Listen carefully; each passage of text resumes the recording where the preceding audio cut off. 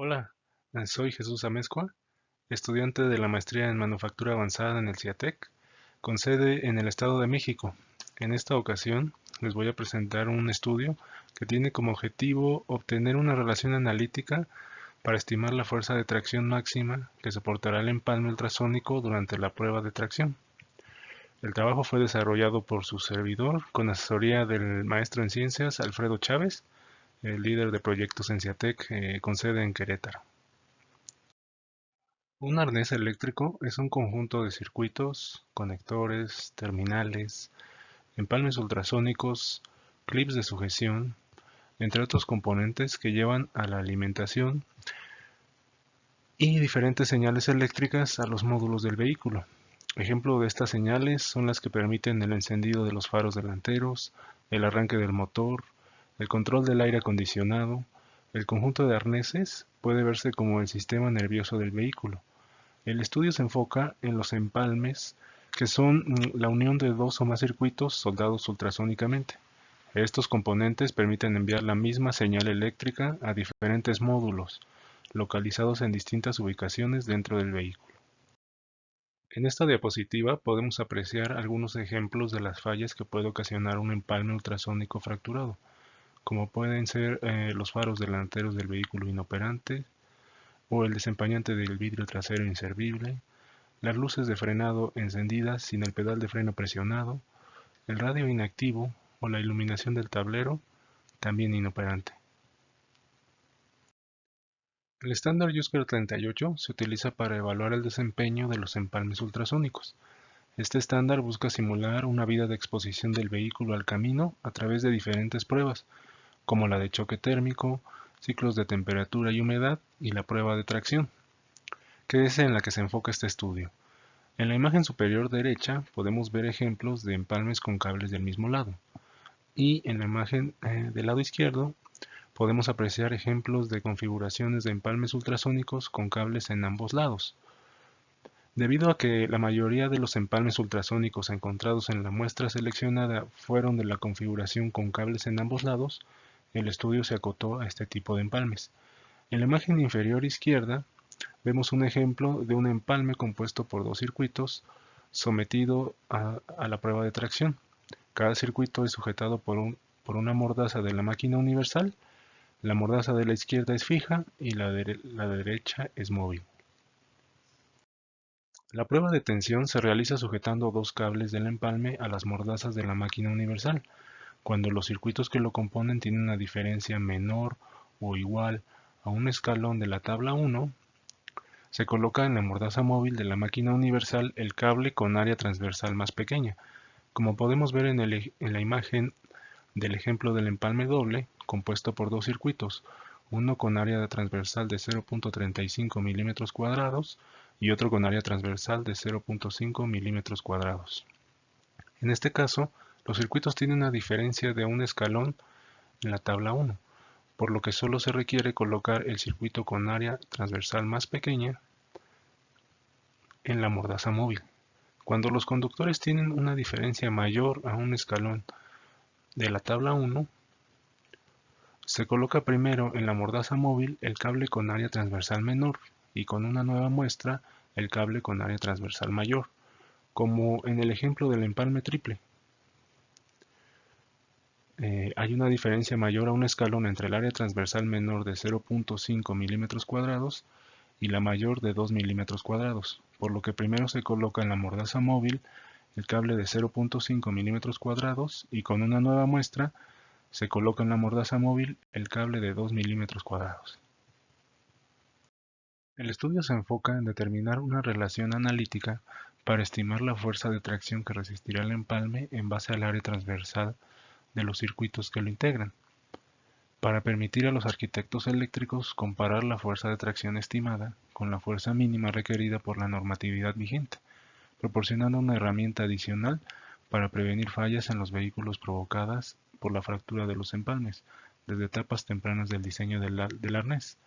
Es decir, no esperar a que el empalme propuesto no cumpla el requerimiento de la fuerza de tracción para modificarlo, sino desde el momento de proponer los calibres de los circuitos que integrarán el empalme, contar con una fuerza estimada de tracción que resistirá. La fuerza máxima que resiste el empalme se determinó aplicando la disciplina de resistencia de los materiales, considerando la resistencia mínima a la tensión del cable, el módulo de elasticidad del cobre, el ángulo y el radio de curvatura, así como el área transversal de los cables sujetos por las mordazas en la máquina universal. La imagen superior muestra la segmentación del arreglo de cables con su empalme divididos en secciones de acuerdo al tipo de esfuerzo al que está sometido el cable, sujeto por la mordaza fija, el empalme y el cable sujeto por la mordaza móvil, durante la prueba de tensión. La figura inferior muestra el esfuerzo de tensión que se genera en las secciones A y E, en donde se define al esfuerzo como la fuerza de tracción entre el área transversal del cable sujeto por la tenaza fija en la sección A y el área transversal del cable sujeto por la tenaza móvil en la sección E. En las secciones B y D, el cable presenta esfuerzos de tensión por la fuerza aplicada y esfuerzos por el momento de flexión como resultado de la alineación de los cables sometidos a tensión en la máquina universal, debido a que las mordazas se encuentran concéntricas. El más menos representa la tensión o compresión que se produce en el cable dependiendo del sentido donde se produce el doblez. De las pruebas experimentales se observa que el material falla en la curvatura formada por la rotación del empalme, los cables se fijan en las mordazas concéntricas entre sí, por lo que el estudio se enfocará en las secciones B y D. La resistencia mínima a la tensión se obtuvo de la tabla de propiedades de cables redondos de cobre, convirtiendo el calibre definido por la American Wire Gauge al área transversal del cable en milímetros cuadrados e interpolando valores de área transversal intermedios. Por ejemplo, para un cable con área transversal de 0.75 milímetros cuadrados, que está entre los valores de tabla de 0.653 y 0.823 milímetros cuadrados, se considera que la variable X es el área transversal del cable y Y la resistencia mínima a la tensión. Se obtiene la pendiente de la recta, que para este ejemplo es de menos 17.647. Después se obtiene B, que es el punto donde la recta cruza el eje Y, que para el ejemplo es 474.523. Por último, se sustituye a X por el área transversal del cable, 0.75 milímetros cuadrados en este caso, y se obtiene que la resistencia mínima a la tensión es 461 megapascales. Se toman varias consideraciones para la obtención de la fuerza. La primera es que el cálculo se realiza tomando la resistencia mínima a tensión del cable, la cual obtuvimos de tablas e interpolando como se explicó en la diapositiva anterior. La segunda es que se considera el cable como un alambre con sección transversal circular y cuya área es la suma de las áreas de cada uno de los filamentos del cable. La tercera, sobre la sección transversal del empalme, que es la suma de las secciones transversales de los cables que lo componen, como se representa en la primera ecuación de la diapositiva. La cuarta es la magnitud del lado del cuadrado formado en el empalme, identificada como la variable A, que obtenemos al sacar la raíz cuadrada del área transversal del empalme. La quinta es el ancho de cada uno de los cables dentro del empalme, que se define como la variable B, que obtenemos al dividir el área transversal del cable entre el lado del empalme. La ubicación en el empalme de cada uno de los cables sometidos a la tensión define la distancia entre los ejes axiales de los cables, por lo que existe un número n de casos dependiendo del número de cables en el empalme, pero existen dos casos extremos como se ejemplifican en la figura. El caso 1, donde los dos cables sujetos a las mordazas de la máquina universal están adjuntos en el empalme. La distancia entre centros, en este caso, es la suma del ancho de los cables sujetos a las mordazas entre dos. Y hay el caso 2, donde los dos cables sujetos a las mordazas de la máquina universal están en los extremos opuestos del empalme. Para este caso, para obtener la distancia entre centros, se suma a la ecuación del caso 1 la sumatoria de las distancias de los cables que conforman el empalme y que no están sujetos a las mordazas de la máquina universal. La rotación que se produce en el empalme como resultado de la concentricidad de los ejes axiales de la máquina universal se muestra en la figura ubicada en la parte superior de la diapositiva. Se obtiene para cada caso como la tangente a la menos 1 de la distancia entre centros entre la longitud del empalme.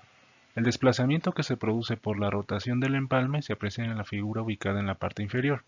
de la diapositiva y se obtiene al multiplicar el radio del cable por 1 menos el coseno del ángulo de rotación. Viendo al cable en las secciones B y D como dos vigas empotradas al empalme, se puede obtener el inverso del radio de curvatura al dividir el momento de flexión entre el producto del módulo de elasticidad del cobre por el segundo momento de inercia. Se puede definir al desplazamiento producido por la rotación del empalme en términos del momento de flexión, el arco de la curvatura, el módulo de elasticidad del cobre y el segundo momento de inercia. Es posible obtener el momento de flexión al despejarlo de la ecuación del desplazamiento y sustituir el desplazamiento producido por la rotación del empalme obtenido en la diapositiva anterior. El esfuerzo por deflexión máximo en el cable se puede obtener al multiplicar el momento de flexión obtenido en la diapositiva anterior por el radio del cable y dividirlo entre el segundo momento de área.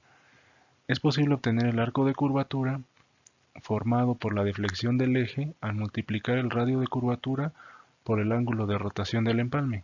Al sustituir el arco de curvatura en la ecuación del esfuerzo por deflexión máximo, obtenemos este esfuerzo en términos del módulo de elasticidad del cobre, el radio del cable sujeto por la mordaza de la máquina universal, el ángulo de rotación y el radio de curvatura.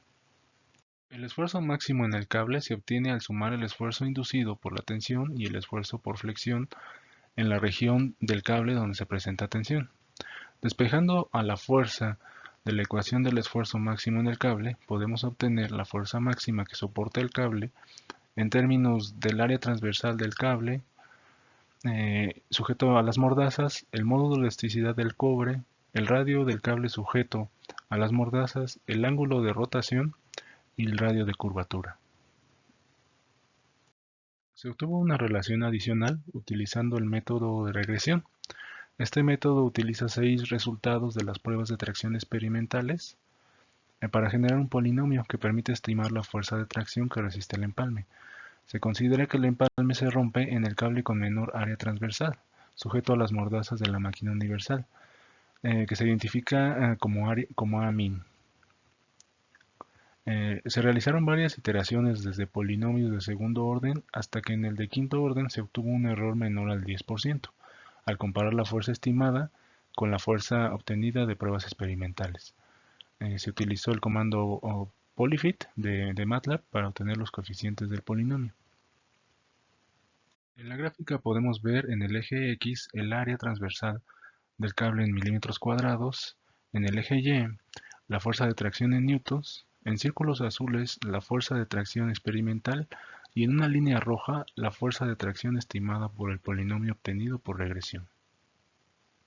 El criterio elegido para evaluar las relaciones analíticas obtenidas es el error en porcentaje. Si consideramos a x como el valor obtenido en la prueba experimental de tracción y x testada como el valor estimado por la relación analítica, entonces el error absoluto se define como el valor de prueba experimental menos el obtenido por la relación analítica, y el error en porcentaje se obtiene al dividir el error absoluto entre el valor de la prueba experimental y multiplicarlo por 100.